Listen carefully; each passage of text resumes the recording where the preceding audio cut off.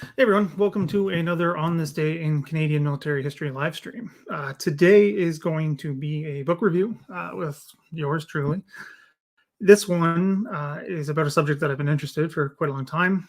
So I was contacted by representatives from Random House Penguin, Colin Stewart, about the book to give it a review. So that's what I'm doing here today. So the book we're going to be looking at is already kind of got a bit of,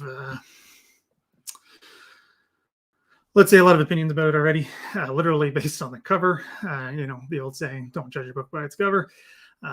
But it's pretty hard not to with this one, and I totally understand that. So it's an interesting one. So the book is by Patrick Bishop, who's written other books, military history. He's a journalist, combat correspondent, all that good stuff. So the book is, here's the cover that's already causing some controversy. So it's Operation Jubilee, Dieppe 1942, the Folly and the Sacrifice.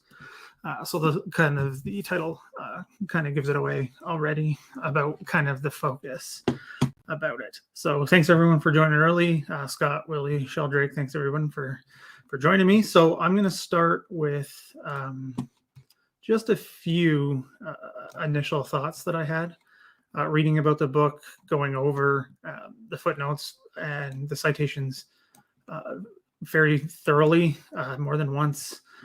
Can't help myself, as a as a historian.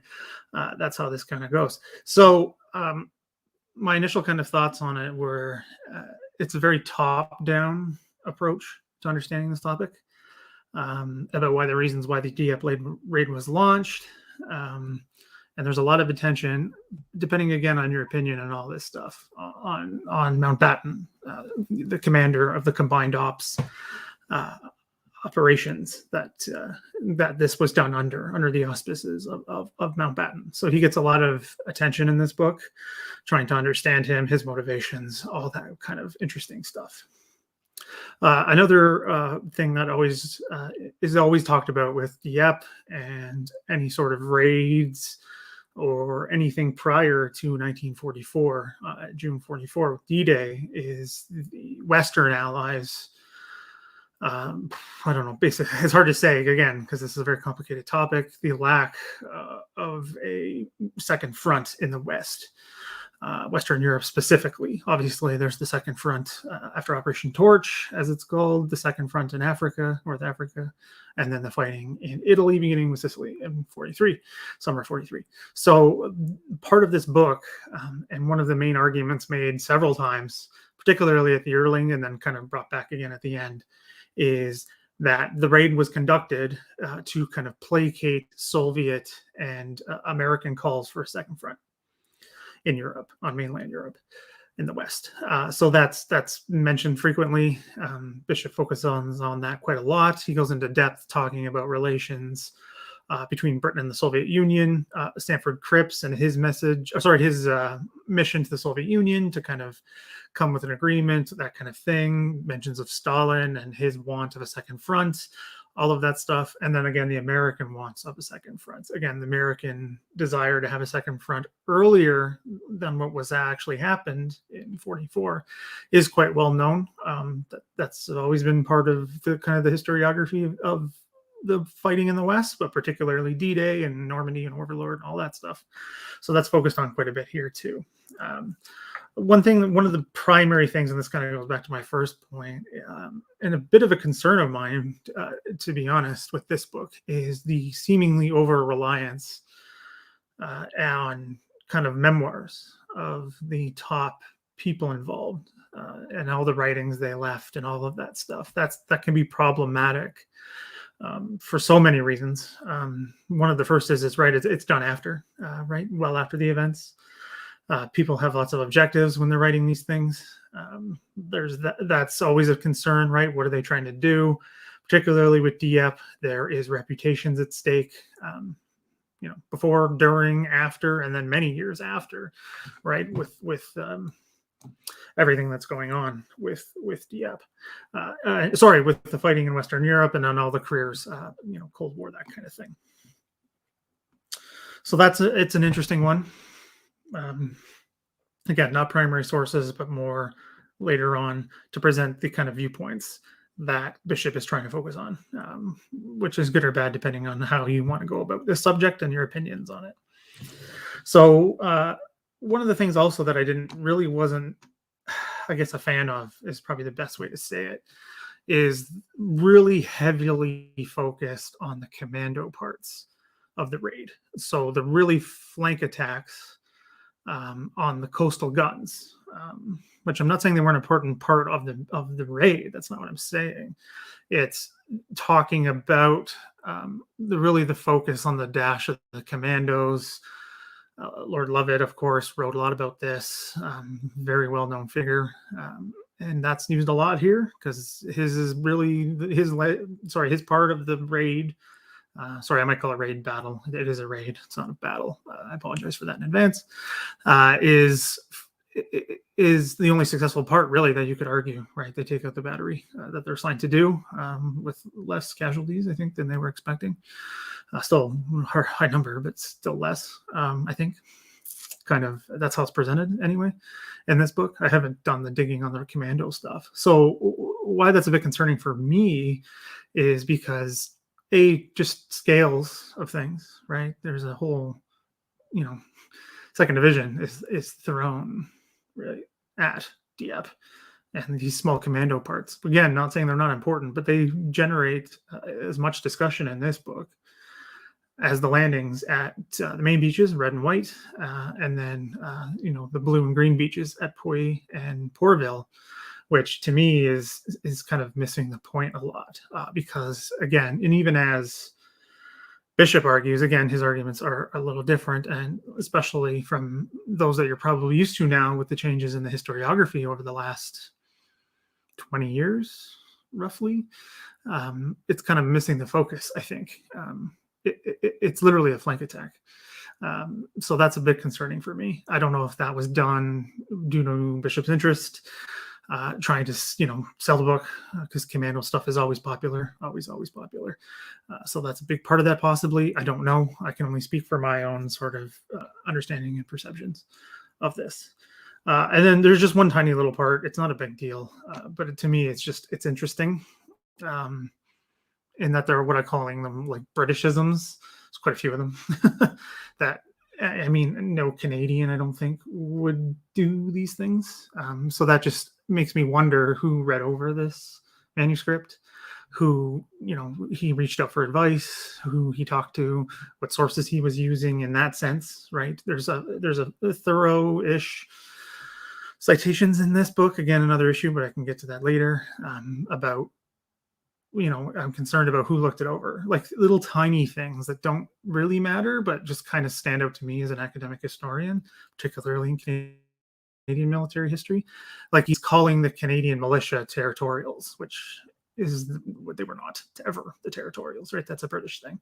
Also, he calls, because he talks about Canada and the people who are part of the raid, where they come from, kind of how the raid affected communities across the country, but also hit certain communities really, really hard based on the regimental affiliations and where they were based from before the attack.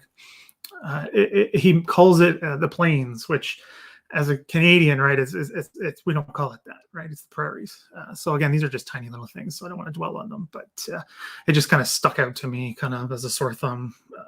Because as a Canadian, we wouldn't say those things. And I think that is something important, especially, and we'll get to this in a second, kind of how Bishop argues about the book and how he goes about it. And we'll get there in a second. And Sheldrake makes a really interesting point, and I think I agree with this, is marketing the book in the UK requires a UK-focused narrative.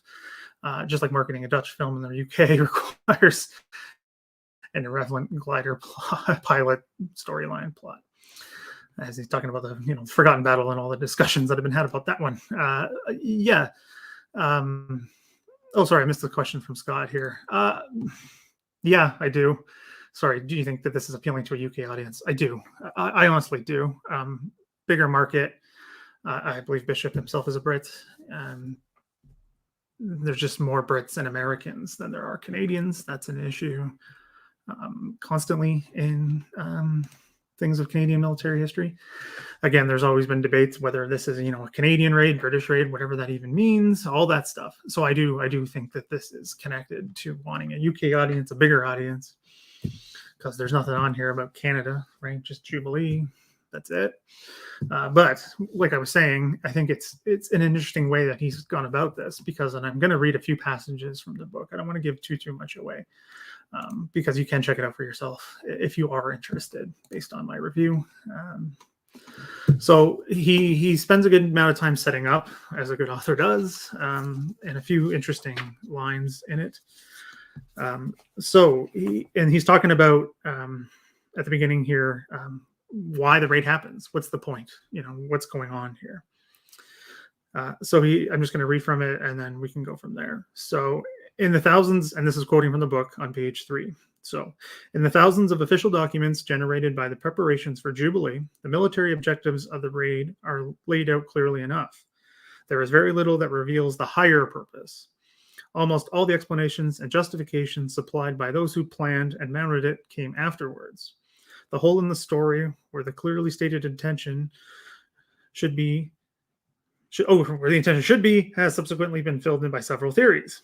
Some have sought to uncover a secret motivation that clears up the mystery, or to explain it through the malign behavior of principal actor or actors.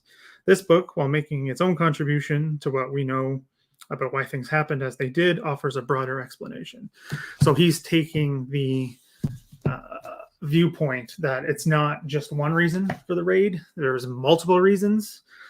And again, we can talk about that later, but I think that's an interesting way of going about it. I'm going to throw around the term historiography a bit today. So there's that.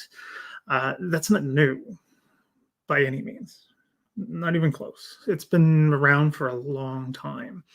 That sort of, it's multiple reasons why this happens, why Dieppe is, why it's chosen, why it happens, why it develops the way it does. All of that. So there's a whole bunch of historiography going on here that I want to do later for another show, because it's very interesting. I mean, some people say historiography is boring. I completely disagree.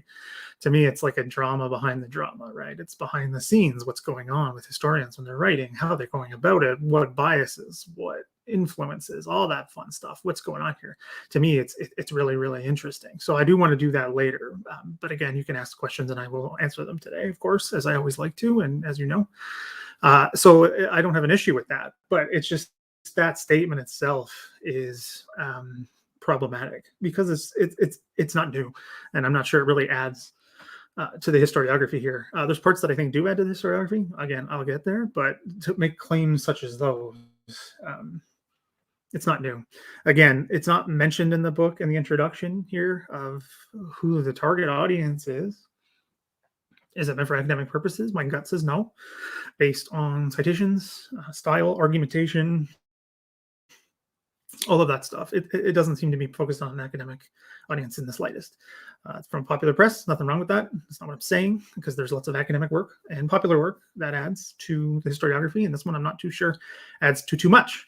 But if you are interested in the story, it tells it in a bit of a different way, which again I can get to, but it's just something that I want to keep in mind while discussing this. So again, moving forward, there's a little more in the introduction that I think is interesting about what he's arguing. So he is arguing again that he's taking this broad approach, wanting to focus on the actor's motivations, which is interesting, and nothing wrong with that. But it's really striking how this kind of stands out. So I'm just going to read another passage that really stuck me. Again, this is really early in the book. This is page 4, but it's really, really interesting. And again, quoting, that the victims were mostly Canadians is one of the elements that gives this story its heavy tinge of tragedy. The defense which the British were forced to show to the Russians and Americans, the deference which the British were forced to show to the Russians, should have said Soviets, not Russians, and Americans, did not apply to Dominion family members. Despite the blood debt owed by Britain to Canada for its support in the previous war, the old habits of condescension and the assumption of unquestioning obedience died hard. Just as at Passchendaele, the Canadians would pay the price for British mistakes. Their leaders, too, had a share in the blame. If, as some said, the troops were martyrs, then those who commanded them have done much to determine their fate. So again, he's spreading the blame, which happens, right? That's not new. Never will be. That happens with all kinds of things that go wrong, right? And very famous quote, right? Victory has 1,000 fathers, defeat is an orphan. This is part of it. This is my own work, all of that fun stuff. So in Dieppe, comes in Hong Kong, everything like that. So again, that's part of this book, right? Is trying to understand who's responsible for what and at what time. Because again, this is a complicated story, and I can get to that in a second. But I just got some things I want to check out here. Yeah, it's interesting. Yeah, this is an interesting comment. I don't think that's ever going to happen. Maybe it's wishful thinking from the Great Dominion, but I wish authors and publishers modify the titles of their books accordingly to reflect the limited scope basis of their work in cases like this.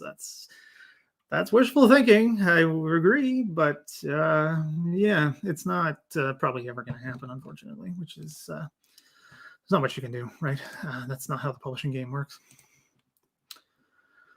Okay, so another couple of big things about this, which stand out and are mentioned by Bishop multiple times in the book, is the motivations for the raid, right? And I want to say this now. I'm going to talk about David O'Keefe's work. I want to save that a little bit towards the end because I want to talk about some other things first. But I think this is an important part to mention about the reasons behind the raid. So Bishop focuses on the fact that Mountbatten, after the fact, really applied sort of that, just a post facto justification for Dieppe, right? Like why it happened.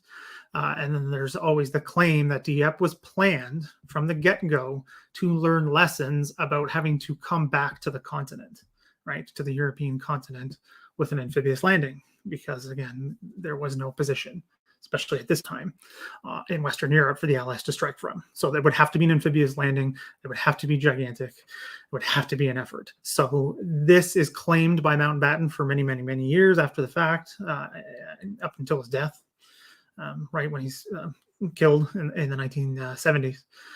He parrots this line over and over and over again in front of many groups. He's interviewed multiple times about this stuff. It goes on and on and on, and that is that's another part that just kind of came to me. The Bishop does do well is talk about that, the post-war, the ongoing stuff with Mountbatten, Churchill, the historiography of all of that, and their claims. It's a really, really interesting part of this. And if you're not too familiar with it, I do think it is a good starting point for that, because books do look at that, but this is a central focus. So if you're interested in, the big players and how they think and why they do what they do, particularly afterwards, this is a good place to look. Yeah, and this is always something important. Going back a minute or two, is publishers pick titles, not authors in most cases. It's true. It's all about marketing, broad appeal, all that stuff, right? Authors don't often have control, which is true. Yeah, so sorry, that is one of the interesting parts of all of this book.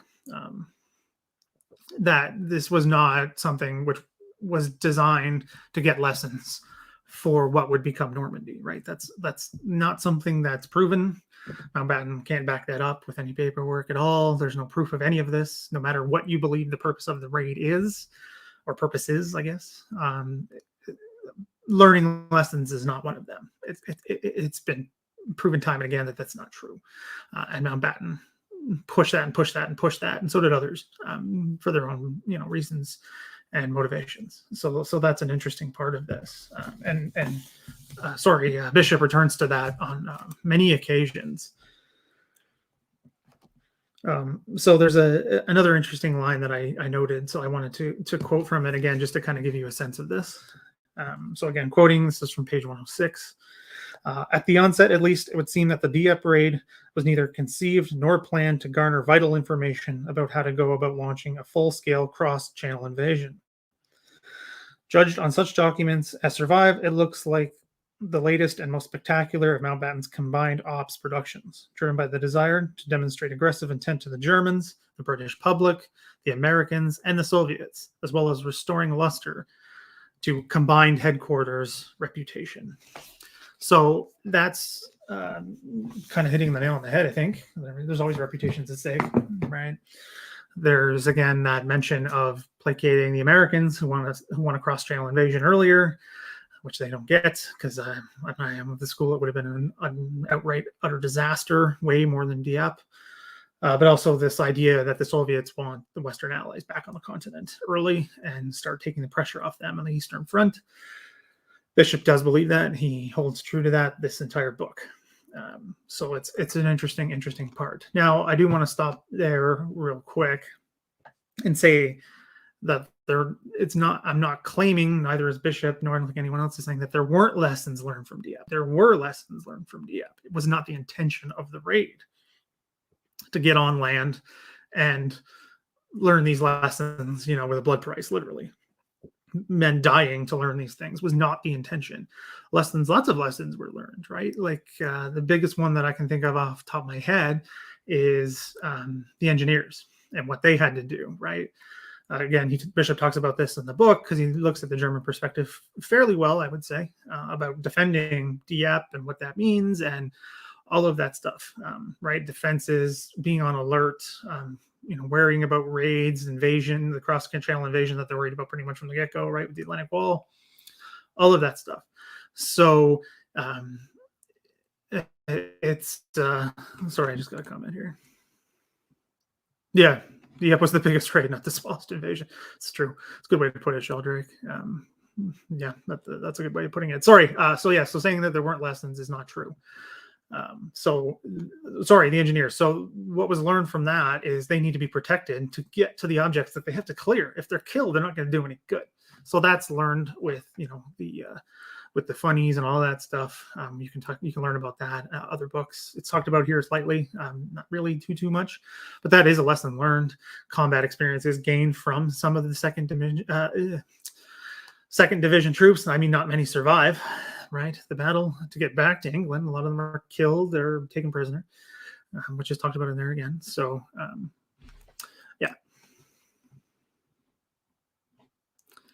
yeah. So Alex, that's a good. Alex Spicer here is asking a good, interesting question, and I will get to this. I'm not going to forget. I just want to kind of put a bookmark here and say, yes, I see your question. It's a good one, and we'll get to that because I do want to talk about it. Sorry, I'm just reading questions now. Do you think the manuscript, from the Great Dominion, was subjected to a meaningful peer review process? No, I do not. It's popular press. I can't remember exactly, but he lists some names that I recognize about reading over the manuscript. Is that peer review? No, it is not. Especially it's not double-blind peer review, which again, to have your own opinion about, but it's not done. I don't think it's not mentioned, and I'm not too sure, but my gut says no, not intensively anyway. Anyway, so that's kind of the point I wanted to make. I just kind of as a break here wanted to show some photos that I have taken myself of Dieppe. So this is the main beach, pretty obviously looking towards from the west headland, looking east. You can see the expanse. So this is red and white beach, the main beach where the raid went in. This pool here is I'm on the wrong one. The pool here is where the casino was, which comes up in every Dieppe narrative, right? Because it's an important part of the fighting. It's a big mention in Dennis Whitaker's work because he was there, and also anything to do with the Rileys, the Royal Hamilton Light Infantry, who lands on that side of the beach. And the Essex Scottish are further down. This is on the beach itself, again, kind of showing the grade of what happens with the stones, or the galettes, as they're called in French. I have a few. I should have brought them over to the video. They're on the other side of the room. They can do some damage. They're hard to walk on. And I was not exhausted, not carrying tons of weight, and it's still not easy to move across this beach. So again, I think this really shows the difficulties of the raid and the main beach itself, how difficult it was to get across. I mean, that gradient is very intense. Even a gentle walk, it's really, really interesting. So this is Puy. So this is Blue Beach. This is where basically the Royal Regiment of Canada of Toronto was wiped out. Very thin. This is at low tide, obviously. Very thin. You can see the seawall that is almost similar to what was like on the day. and they're basically wiped out. That's covered in detail in the book. It is and it isn't. I would have liked to see more discussion of Blue Beach and Green Beach, which is coming next. So there it is again, just from further up the hill where a lot of the fire was coming down on them. And this is Porterville, so this is Green Beach. This is where Merritt won the VC for charging across the river, which you can sort of see emptying here. And then from the attack that was heading in this direction up the hill. So these are just some photos I took. Again, it's very striking to see what it looks like. I was there on a very gray day. Again, Sheldrick makes another good point. That rainy day at Dieppe, it was a very gray day. The trip was very, very gray for a good chunk of it. And then, yeah, again, but this doesn't just apply to Dieppe. It's visitors' reactions rely on what the weather's like, right? It's sad, and it was quite sad being there that day. It has partly to do with the weather, but again, I've read about this for years and years and years. But also, yeah, if it's sunny, it's great. I mean, again, you can't really know that until you've gone there yourself to know how you're going to feel about these things. So anyway, so that's just kind of some photos I took of the place. Really interesting. If you do get the chance to go, please do. I highly recommend it. So again, and I just wrote a note here saying that Bishop claims, again, the reasons behind selecting Dieppe in and of itself is unclear. It's not explicitly stated in the records, at least the ones that Bishop looked over, of why Dieppe is chosen, right? If you adhere to the pinch rate theory or hypothesis or whatever you want to call it, I'm not disparaging it at all, and we'll get there. That's why it's chosen, because it offered a good number of possible targets to get intelligence information connected to the Enigma. Bishop claims there's no real reason for it. Combined Ops. Sorry, that's Underbound Batten, had all kinds of objectives, all kinds of things they were trying to do, all of that good stuff. This is on the list. They want to attack Dieppe because they want to attack Dieppe. And Bishop uses the evidence that all these different units had so many different objectives, right? There's things about taking the beach, taking the headlands to protect the main attack.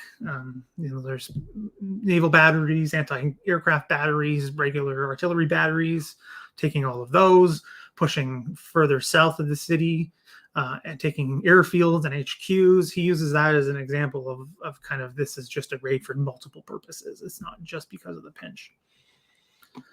And again, this is going to come up, but actually, no, I'll come back to that part. And another part of this narrative that I think doesn't get enough attention, to be honest, again, you can disagree with me, but it's the iterations of this raid, right? It was not originally called Operation Jubilee, originally Operation Rudder, which was canceled because of weather. It was canceled, and they didn't expect them to remount the raid, but then they did. And that's all kinds of confusion, controversy in the historiography, which again, I hope to do something on later, particularly maybe with David O'Keefe about this, because he wants to talk about it, and I do too. So it's an interesting one.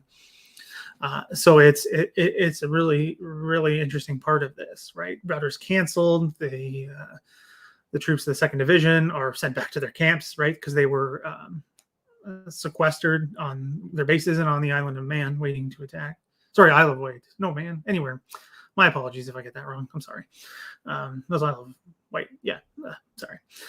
Anyway, so they're sent back to the camps, and rumors spread. Right, we were going to go attack a Dieppe because they were told. Right, and then they remount. So that is really, really interesting part of this. And he does spend a good chunk of time talking about this. He, again, focuses on Mountbatten. And those of you who have read Brian Villa, that's part of this. Again, I don't want to spend too much time on that because we can talk about that forever. But again, another interesting quote I noted about all of this. So it's talking about Rudder and the secrecy for it. So the Rudder field security team was satisfied that the men of Simmerforce, so those who were training to go to Dieppe, had got the message about not talking about it. Everyone was very aware of the importance to themselves of not giving away any information. And this is the line, sorry, I stopped quoting, that kind of bothers me a lot. And again, quoting Bishop, However, the main danger now facing the Canadians was not German spies, but the decisions of their own commanders. That's the poor bloody infantry school again, right? If you don't know what that means, the infantry are the ones on the front line to be pitied. They're used like pawns in a human game of chess. Their generals, commanders don't care. They're just sent to die for the generals or leaders' own goals, and seemingly senselessly. They don't care about their lives. That's crept in here. That begins in the First World War, really, and it continues on to the Second. Especially with Canadians, right? This poor bloody infantry narrative is constant in not just Dieppe, Hong Kong, even Normandy, right? Things like Verrier Ridge, they're thrown in there. It's really interesting, and that part gives me pause about his objectives here, right? It's another pity the infantry. They're just sent to pawns to die, which is just not the case. Anyway, so that one really stuck out to me. Really something I wanted to bring up. Yeah, so sorry, there's just more comments here. I'm going back again a bit. Dennis Whitaker, yeah, list of objectives played long. Yeah, a page long, way too much was given in such a short period of time of pushing, especially for the Rileys, pushing through the casino and into the town was just never going to happen. And that's not even talking about what the objectives were of those coming through Green and Blue Beach, which were ridiculous. It was impossible. Yeah, and the beach. Yeah, it's like walking on marbles. It is. It's so difficult. I was told, I think this might have been a Puy trying to climb one of the little hills that had developed. And man, that was difficult. Not easy. Anyway, so we have a question here. What does Bishop say about the tanks? That's a good question. I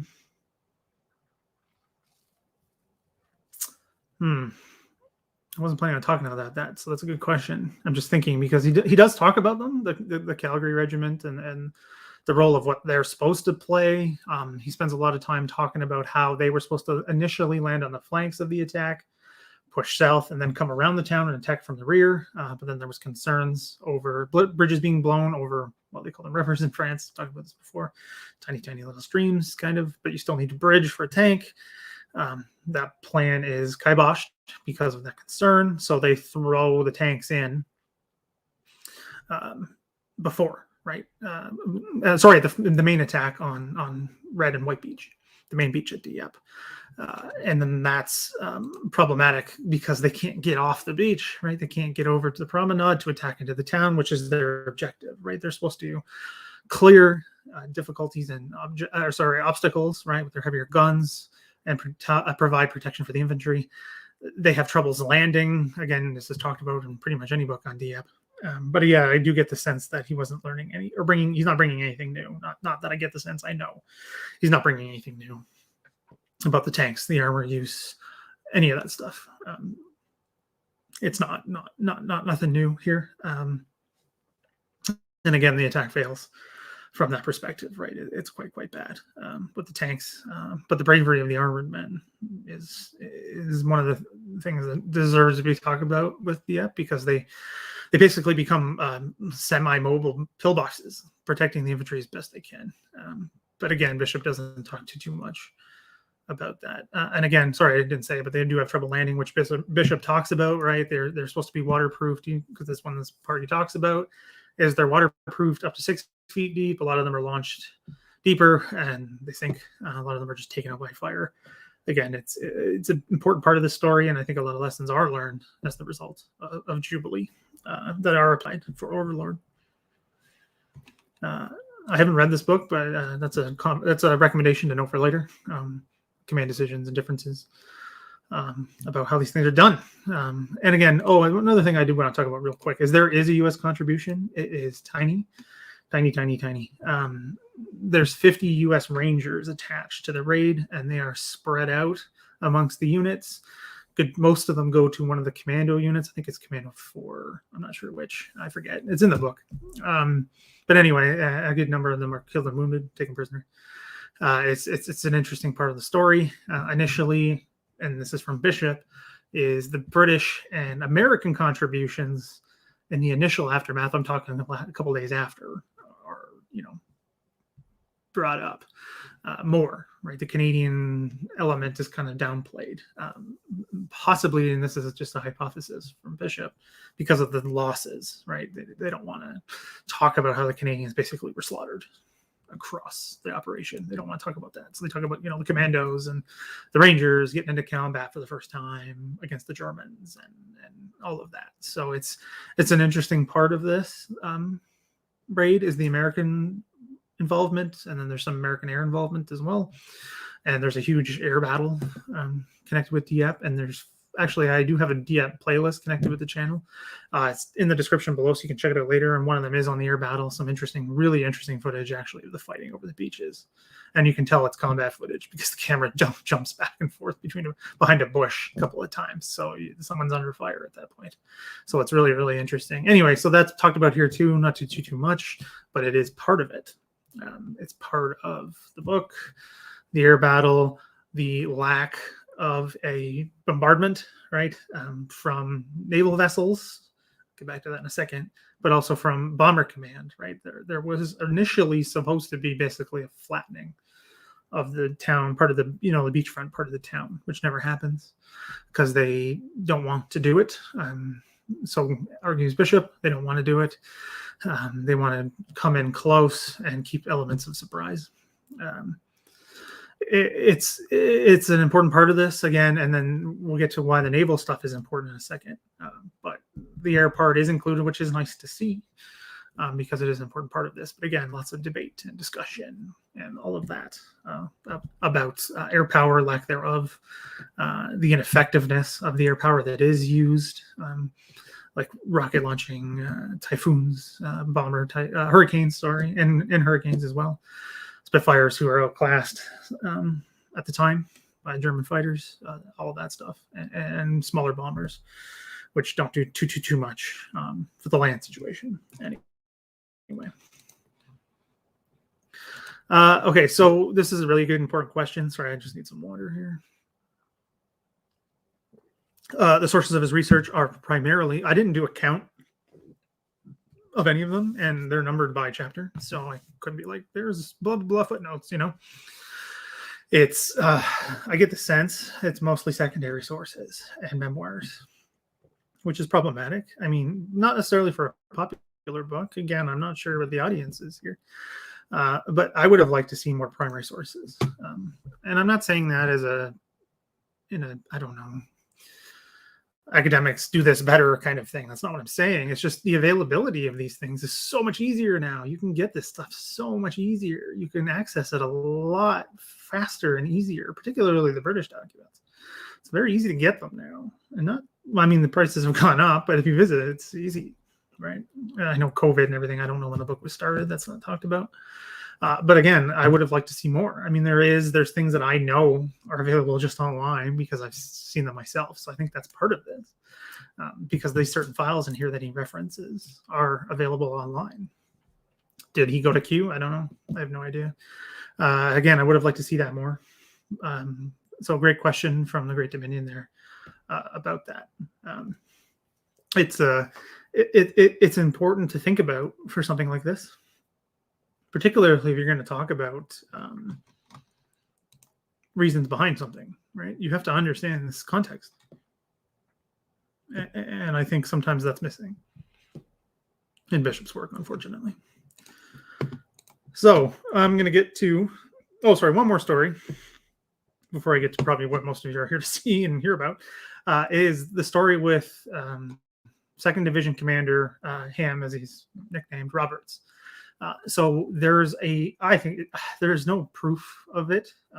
So I'm going to call it a myth that during the planning process, when Roberts was brought in as commander of 2nd Division, that he called the operation, it was going to be a piece of cake. Said that to the battalion commanders, I believe is the version that Bishop relays, which is interesting. Again, there's no truth to this that I can find. It's brought up all the time. Again, stories of basically Roberts are, again, covered in myth. He gets all of the blame. He's removed. Well, he is removed partly because of Dieppe. he's largely removed, again, Bishop argues this, and I do believe it, because of exercise or Operation Spartan, one of the big exercises in Britain that also sees the ouster, or is used as the excuse of the ouster for Andy McNaughton as commander of 1st Canadian Army. It's mentioned as both for Roberts and McNaughton, because he talks about McNaughton in the book too, even though McNaughton has next to nothing to do with Dieppe. He just gives the okay. But I guess that is blameworthy, I suppose. Same with Criar, but I have other feelings on Criar. If you guys want to hear them, please let me know, but I'm going to focus on something else. Anyway, so sorry. So the story with the piece of cake is that, so Roberts is ousted. He's ostracized. He doesn't have a post-war career. He leaves Canada, actually moves to the Channel Islands, which is very interesting. And again, I don't know, because I can't actually prove this, but I wouldn't be surprised if it happened and was legit, is that Dieppe veterans would send pieces of cake to him on the anniversary of the raid. Again, I think it's true. I can't think of any, legitimate sources off the top of my head proving this. But anyway, so we're going to move on to the pinch raid part, because I'm sure a lot of you are very interested in that. I think we already have a comment. Yeah, I mean, I don't know if I necessarily agree with that, just not because I don't think the pinch part is legitimate as the sole concern. Again, like I've said a couple of times, there's a few documents that I still have that I've looked at from years prior to this stuff about that I want to look at before I'm like, yes, it's 100%, pinch forward. That's everything. I have a few things I want to look at, and we can talk about that later. But again, yeah, I think it is an important part. And there's a passage, one more last passage that I'll read that is important.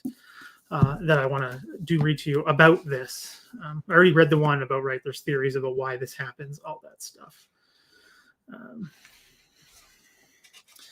So it's in the footnotes, actually. Hold on, sorry, I'm on the page here.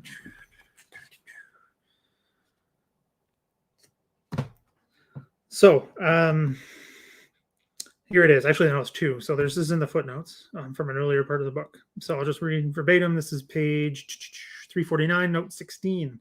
Dave O'Keefe has shown that hidden under the suspiciously cloudy objectives lurked another pinch operation aimed at capturing. Oh, sorry, this is from an earlier raid. So he sets the scene. Sorry, my apologies. He sets the scene about pinch raids a little bit, like David O'Keefe does in his books, about that and kind of the importance that has, especially for things like Bletchley, et cetera, et cetera. So that's an important one. But again, there's a part at the end of the book that I do want to read that is about this. And you can have your own opinions, ask questions about all of this. Is the pinch raid, is it the main reason? Is it not? I don't know. But anyway, so I'll read this and then we can kind of talk about that. But so, and this is towards the end. This is in the basically conclusion of the book. So, and quoting from page 332 from Bishop's work, the recklessness and implausibility of the Dieppe plan has prompted a tendency among historians to find some hidden explanation for its genesis and execution. The Canadian historian David O'Keefe has developed a thesis representing Jubilee as a gigantic cover operation to mask the main purpose of the raid, the seizure of Enigma machines, settings, and codes. Certainly, this is one element of the plan, but skillful and engaging though O'Keefe's arguments are, it seems unlikely that the military chiefs would hazard enormous human and material resources for the primary purpose of gathering intelligence matter, which, vital though it was, previous experience showed could be obtained more cheaply and easily. So he's kind of indirectly rejecting O'Keefe's argument that is the pinch part is the reason, the genesis, I guess, as he says, for the raid. It's not the reason why. As David O'Keefe would argue, it is the reason why, and everything else is attached after. Whereas it's just one piece of it. And he uses the bigger, realpolitik reasons for the raid. So it's towards the end, and it's part of it because he's talking about the aftermath and a little bit about the legacy of Jubilee, and this is clearly part of it. The all of this is part of it, right? It's not new, the things that he's arguing, but again, this whole debate, and I know this sometimes gets David O'Keefe upset because we've talked about it on Twitter and things like that, is that it's not completely taken as the real reason why, right? Like the key reason for this raid. and kind of explaining all of this, is the pinch raid, right? About getting the Enigma, about all of that. There's still a debate if that's true. And Bishop is entering that debate with this book. Whether you believe the reasons Bishop's presenting, it's a little thinly sourced for me. Again, not doing this to be kind of cocky, but I have a PhD in the subject. I think I'm well trained in understanding these things now, and sources and critical thinking. And it's just a little thin on the ground, so to speak, with the sources in Bishop's work about making such claims and things like that. So that is troubling for me for this book, and kind of as it entering in to this. Oh, and one part I forgot, I was going to mention this earlier before jumping in, so I'll just jump in real quick with this, is the one part I do think it adds to the historiography, Bishop's work, is the insights it provides into the people living in Dieppe at the time that Dieppe was, and what they thought about what was going on, kind of their stories. But with that said, that's great. There's not enough of it. There is all kinds of stories from the raid that he could have included that he did not do. He could have talked to all kinds of people who still live there and have connections to this, or live in France, or still alive. Not necessarily they were there, but know these things, and they're well documented, and I think they're missing. It's a great human part of the story, and I think he missed it. And he's wanting to talk about things like that, and he doesn't, which I think is really, really unfortunate. So anyway, back to the pinch stuff. Kind of rejects O'Keefe's thesis. Whether you believe that's good or bad is up to you. I'm not going to say one way or the other, just giving my opinion. I think that part is a huge miss in this book, and it is something that you can't ignore, or you can't so easily dismiss anymore. And the part that I wanted to talk about was the naval parts, because I've talked to other people about this, the idea of the naval bombardment, or the lack thereof.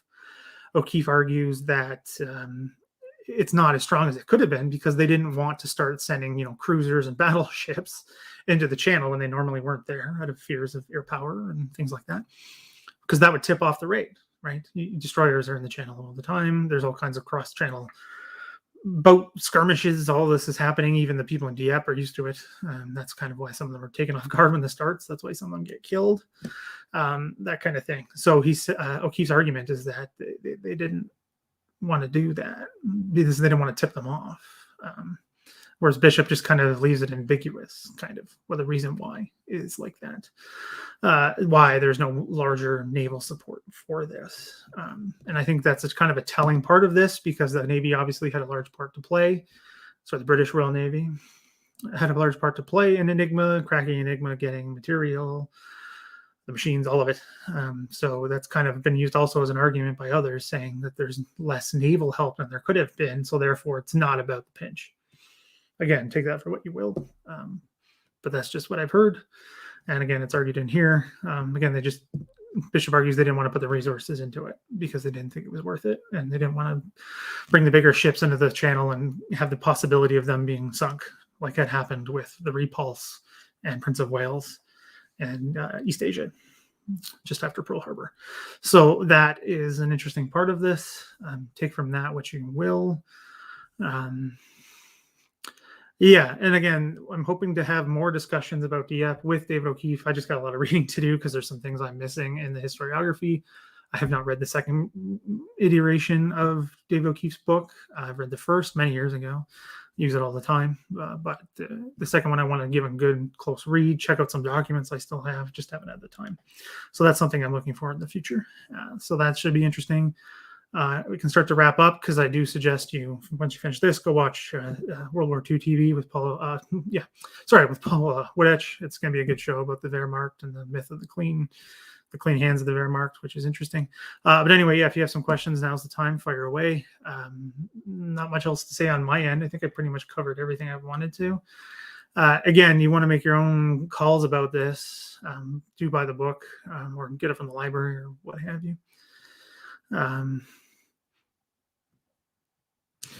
Yeah, this is a good point. Coming back to what I was just talking about, I think I agree. You can't just reject O'Keefe's thesis anymore, because you got to give it a little more, right? And I do get that. That is the sense from Bishop. He's rejecting it to reject it with no real evidence, which is unfortunate. So you're welcome, Scott, for the review. yeah, I don't really have much else to say.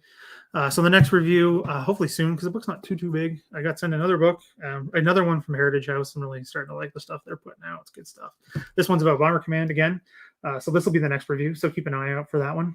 This one's Failed to Return. It's about Bomber Command pilots who perished in the war, and kind of there's 16 of them stories here, and some of them are dam busters and raids over Germany, that kind of thing, POWs, all that stuff. So that'll be the next book review. If, again, you like the channel and what I'm doing, please subscribe. I'm trying to hit 1,000 soon. I need to hit that ASAP. So if you could, please subscribe if you like what I'm doing. That's really, really helpful. Also, liking the video is extremely helpful to getting more people to see them so that more people subscribe, because that's just how these things catch on YouTube. That's what you need. And comments after the fact as well. Sidebar is always amazing. Love the sidebar. It's one of the highlights to me from doing this, is I get to interact with everybody in this way. With that said, please do leave comments after about your feelings about the stuff, Dieppe in general. Do you think Bishop's off the mark? Do you think he's right? Do you think O'Keefe is right? Do you think there's other things going on here? Like there's the Brian Villa book, which is a whole other thing, which again, we will talk to in the future. Hopefully soon. We'll see how things go. Again, if you're a really, really, really big fan of what I'm doing and want to keep seeing more of it, especially in the long term, sorry, I'm sure it's bothering me a little bit there. Please become a patron. You get all kinds of benefits. You get early access. I put things on there I don't put elsewhere. Things go up. I put a post of different stuff. You get more insights to what I'm doing, earlier heads up, more input on the work I am doing. Also, a new one I have put up there is you get some research discounts if that's something you want. If you want me to do some research for you, you get a good discount for the lower tiers. The higher tiers get some free research time, which I think is quite valuable if you're working on a project or you want to know about a family member or something. If you support me there, you get that. So please take advantage. There's also, you get to pick events on my Twitter account or across social media. I'm going to talk more about that to my patrons soon. Also, another one I'm thinking of doing is patrons live streams, but doing it a little differently, talking to people and seeing what they want to hear about, what they want to talk about. Not necessarily even things I know much about, but we can just chat about them. If that's something you guys would be interested in, please let me know. That is something we can do. Something I would love to do because I love chatting with you guys. It's great, and something I would look forward to. So if you do like what I'm doing, please support through Patreon, or if you just want to give a one-time contribution, which was only $5 Canadian, which for you Americans isn't very much, especially now, you can help me out there too. It's great. So again, remember, please subscribe if you have not. Like the video, share it as much as you can, social media, the emails, whatever. Tell people that you meet that know this, that are like this kind of history stuff. Please, it makes a big difference to help me do this in the long term, which I really, really want to do. So thanks everyone for watching, and I'll finish off again. Go watch Paul Wodatch's show. I know this in the future won't do anybody any good, but go watch it anyway. If you're watching this in a year from now, go watch that show because it's going to be a good one. So I will see everybody next time. Tomorrow, I'm going to be at the War Museum with David from the Cold War channel. I'm not quite sure what we're going to do, but we're going to be doing some live streaming. So I will have more information about that soon, but just keep an eye on social media in this space. And if you are subscribing, turn on notifications so you don't miss it, because we're going to be live streaming for the museum. So it's going to be an interesting one. Should be a fun time. So again, thanks everyone for watching, and have a good day.